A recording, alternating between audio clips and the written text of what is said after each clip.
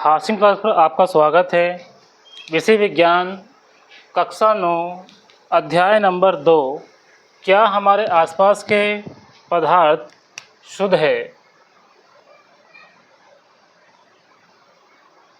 इसमें हम टॉपिक लेंगे जो महत्वपूर्ण है निलंबन।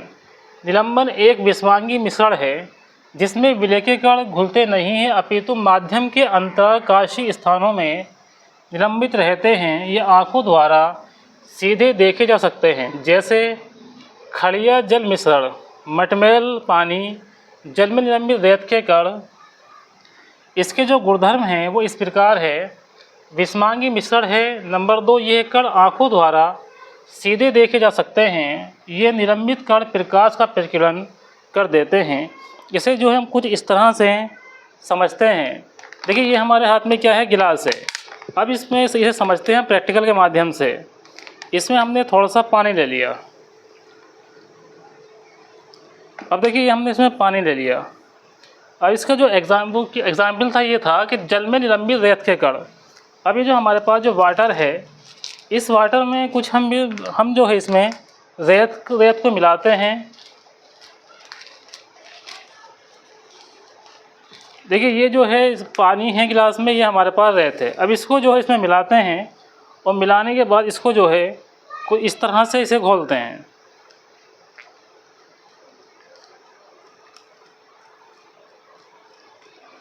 जब इसको घोलेंगे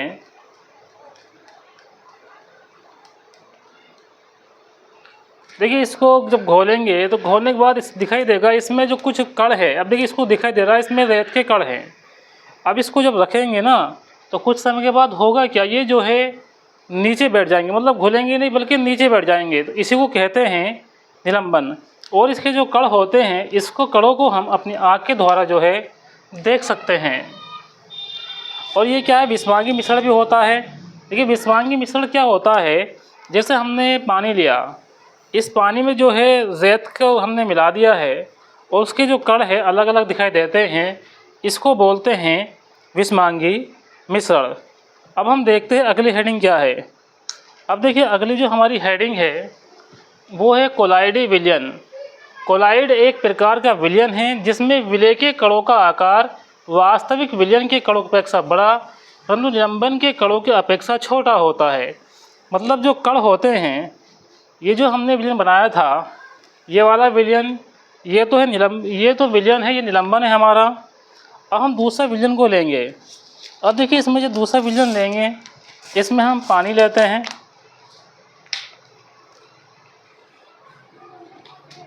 अब इसमें हमने जो है पानी ले लिया। अब इस पानी में हम नमक को घोलेंगे।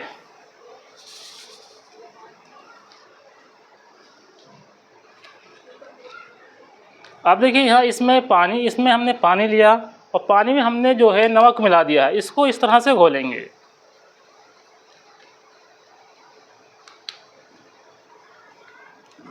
जब इसको जो है घोलते हैं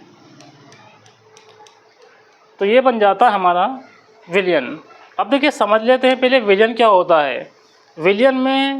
इस विलयन में दो घटक होते हैं, एक तो होता है विलायक, एक होता है विलेय। अब देखिए, इसमें विलायक क्या चीज़ है, जो हमने इसमें गिलास में पानी डाला है वो तो हमारा विलायक हो जाएगा। अब जो हमने इसमें नमक घोला है उसे जो है विलेय कहेंगे।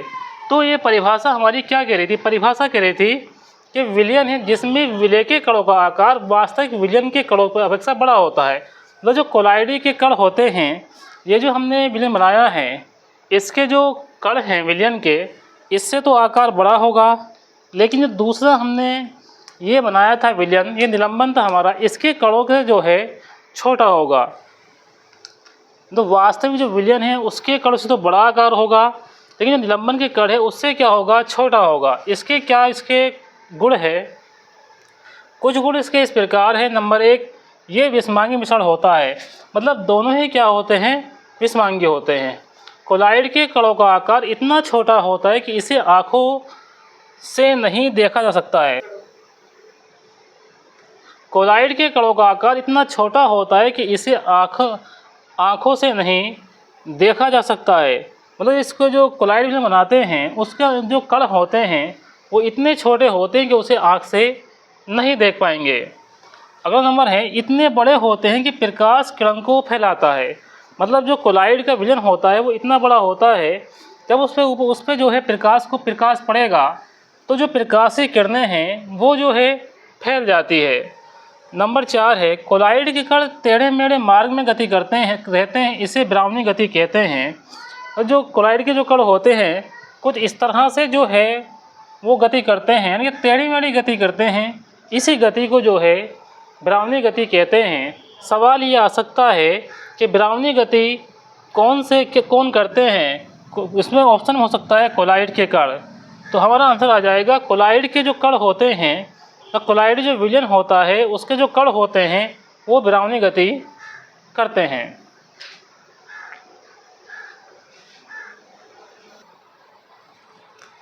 धातु शब्द जो दिया है वो दिया है रॉबर्ट बॉयल ने। कब दिया है? 1661 में। तत्व की परिभाषा जो बताई है वो बताई है लेवोसिए ने। अब देखिए परिभाषा क्या है। तत्व पदार्थ का वह मूल रूप है जिसे रासायनिक प्रक्रियाओं या अन्य किसी विधि द्वारा अन्य असमान गुण वाले पदार्थों में विभाजित नहीं किया जा सकता।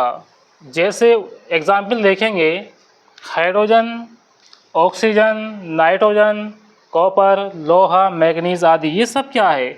ये सब जो है तत्व होते हैं। तत्व को 3 भागों में वर्गीकृत किया जाता है। देखिए 3 भाग कौन कौन से हैं। इसमें पहला भाग तो होता है धातु, दूसरा जो इसमें भाग होता है वो होता है अधातु, और जो इसमें तीसरा भाग है उसका नाम हो जाएगा उपधातु।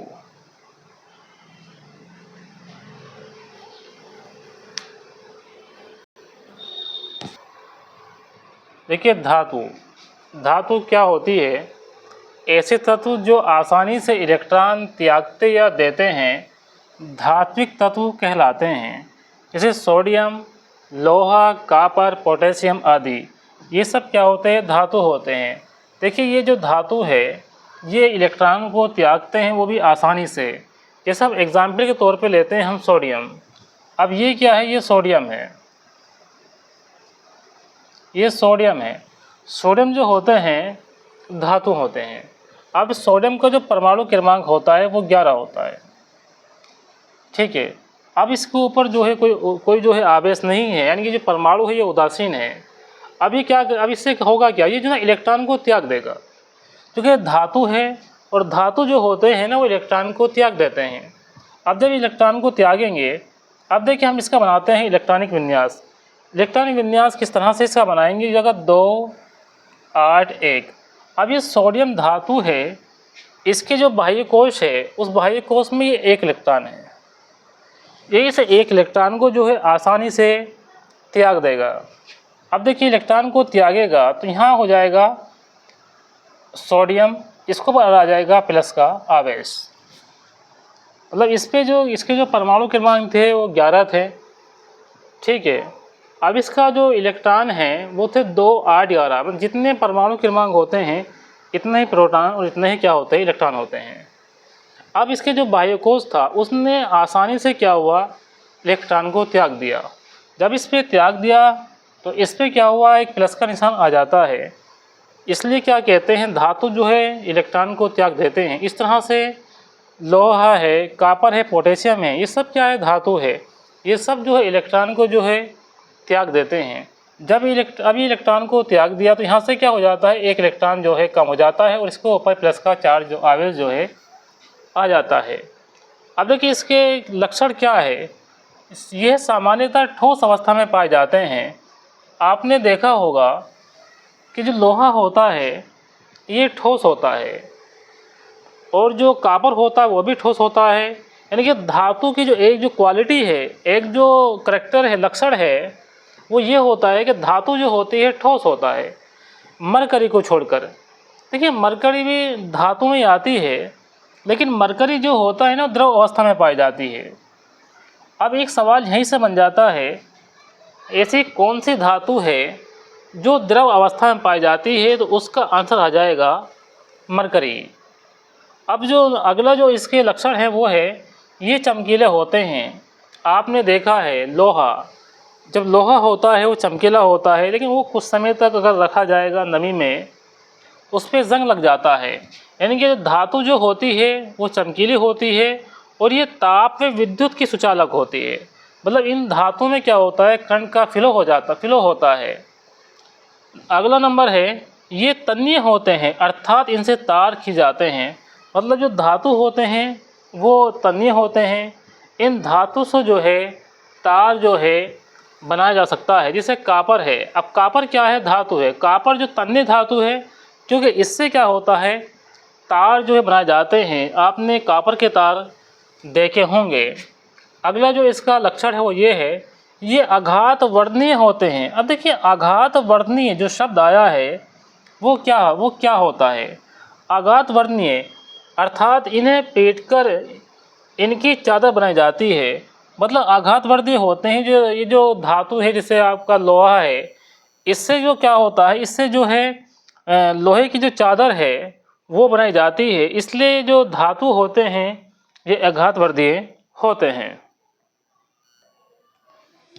अधातु ऐसे तत्व जो सरलता से इलेक्ट्रॉन ग्रहण कर लेते हैं आधात्विक तत्व कहलाते हैं।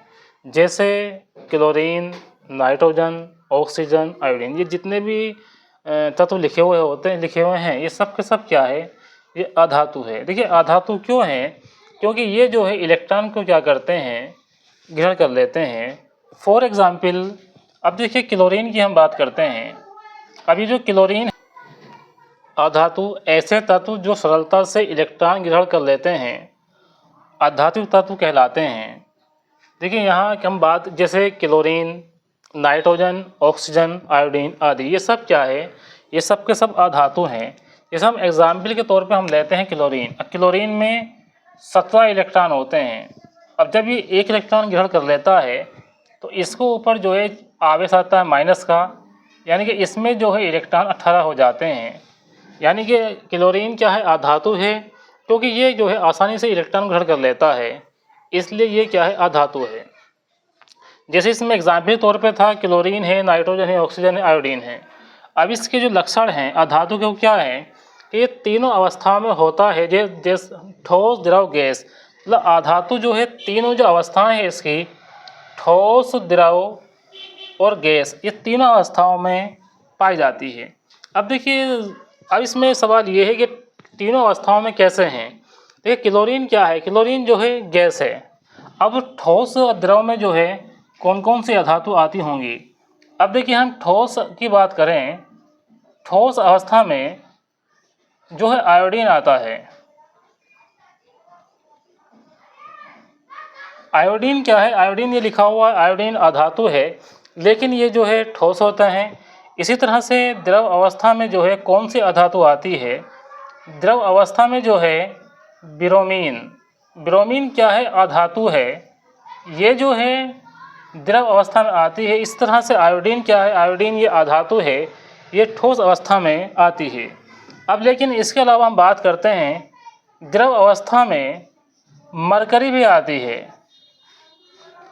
द्रव अवस्था में मरकरी भी आती है, लेकिन मरकरी जो है ये धातु है। अब देखिए अधातु में तीनों अवस्थाएं हो गई। ठोस अवस्था में आयोडीन पाई जाती है, द्रव अवस्था में ब्रोमीन पाई जाती है, और गैस अवस्था में ये क्लोरीन है, नाइट्रोजन, ऑक्सीजन, ये सब क्या है, ये जो है गैस अवस्था में जो है पाई जाती है। अब इसका सेकंड नंबर देखेंगे, ये विभिन्न रंगों की होती है। सल्फर का पीला रंग होता है, फास्फोरस का सफ़ेद रंग होता है, और थर्ड नंबर है इनमें कोई विशेष चमक नहीं होती है।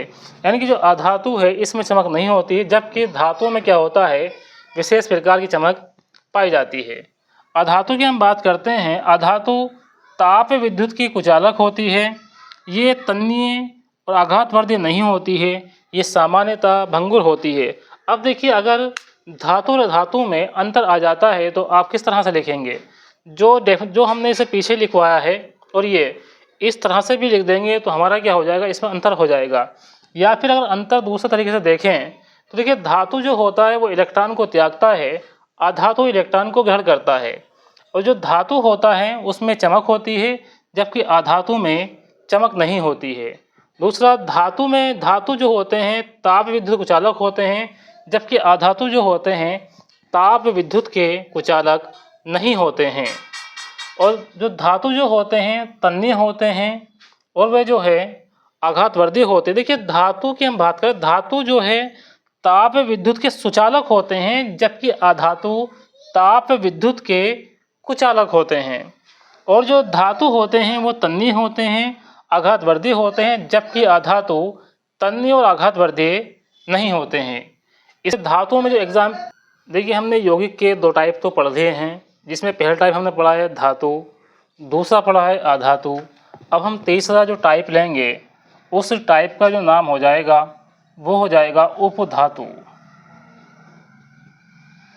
देखिए उपधातु किसे कहते हैं? कुछ तत्व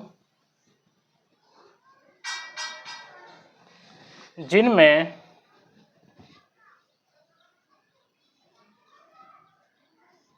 धातु व अधातु दोनों को व्यक्त करते हैं या प्रदर्शित करते हैं, इन्हें क्या कहते हैं? इन्हें जो है उपधातु कहते हैं। जैसे जैसे बोरान,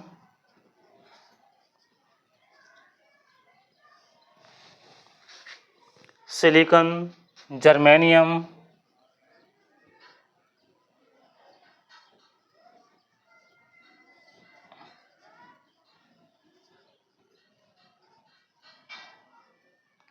आदि। यानी कि उपधातु क्या होता है? उपधातु में दोनों ही गुण पाए जाते हैं। वो अधातु और धातु दोनों ही को प्रदर्शित करता है, उसे जो है उपधातु कहते हैं। जैसे बोरान है, सिलिकॉन है, जर्मेनियम है, इसमें दोनों ही क्या होते हैं? लक्षण होते हैं, मतलब धातु के भी और अधातु के भी। देखिए हमने जो है तत्व पढ़े हैं, तत्व जो है वो भी तीन प्रकार के होते हैं, धातु, अधातु और उपधातु। अब हम इसके बाद जो अगली हेडिंग लेंगे वो लेंगे यौगिक। वह पदार्थ जो दो या दो से अधिक तत्वों के निश्चित अनुपात में रासायनिक संयोग के फलस्वरूप बने हैं, जैसे जल, नमक, धावन सोडा आदि। ये सब क्या है? इन्हीं को जो है यौगिक कहते हैं। इस तरह की वीडियो को देखने के लिए हमारा चैनल जो है, वीडियो को लाइक करें, चैनल को सब्सक्राइब करें। और आपको इस तरह से हाई स्कूल 9th साइंस और 6, 7, 8 की मैथ की वीडियो जो है आपको इस तरह से मिलती रहेगी। Thanks for watching this video.